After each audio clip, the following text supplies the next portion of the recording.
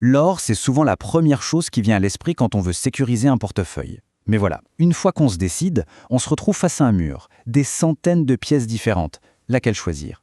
Pour un débutant, ça peut vite devenir un vrai casse-tête. Eh bien, c'est exactement ça qu'on va démystifier aujourd'hui. Voilà, cette phrase, elle dit tout. L'or, c'est bien plus qu'un simple métal qui brille. C'est une encre, un symbole de stabilité financière. C'est l'actif qui, historiquement, a toujours tenu bon quand tout le reste s'effondrait. C'est ça, sa force. Et on en revient à cette question de départ. Par où commencer? C'est vrai que c'est intimidant. Toutes ces pièces, avec leur histoire, leurs particularités, on peut vite se sentir perdu. L'objectif ici, c'est simple. Transformer ce brouillard en un chemin clair et balisé. Alors, on va commencer par la base, les fondations.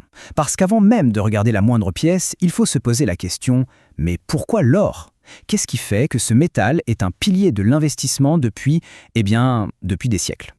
Le mot magique, c'est valeur refuge. Alors, qu'est-ce que ça veut dire concrètement? Eh bien, imaginez, les marchés boursiers s'effondrent, les monnaies perdent de la valeur.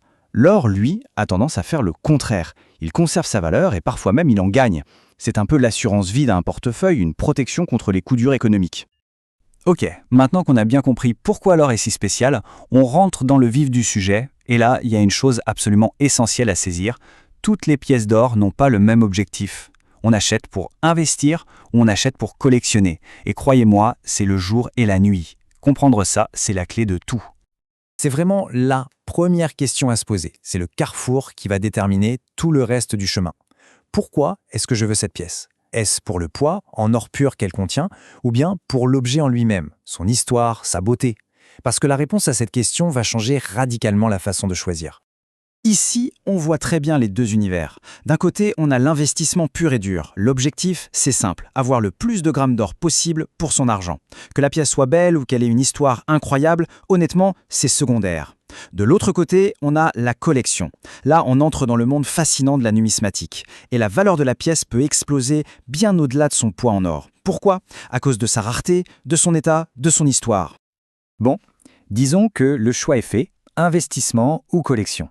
Maintenant, concrètement, comment on avance? Il faut une méthode, un cadre pour prendre la bonne décision. C'est ce qu'on va voir maintenant. Les outils pratiques, les critères précis pour évaluer n'importe quelle pièce d'or. En fait, le processus est assez simple. On peut le décomposer en 3 étapes. 1. Définir son objectif. Investissement ou collection, on l'a vu. 2. Bien comprendre ce que ce choix implique. Et 3. Analyser les pièces qui s'offrent à nous en utilisant des critères bien précis. C'est une approche super logique qui permet de ne pas se tromper. Alors, quels sont ces fameux critères? D'abord, la pureté. C'est tout simplement la quantité d'or pur dans la pièce. Ensuite, la prime. Attention, ce mot est important. C'est l'écart entre le prix d'achat de la pièce et la valeur réelle de l'or qu'elle contient.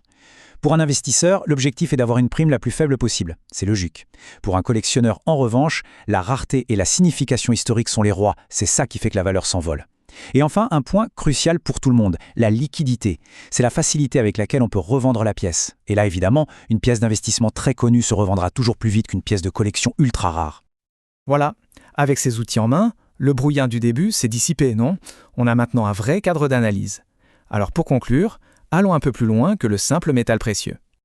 Ce qu'il faut vraiment retenir, c'est ça. Une fois qu'on a ce cadre en tête, le marché de l'or n'est plus ce labyrinthe intimidant.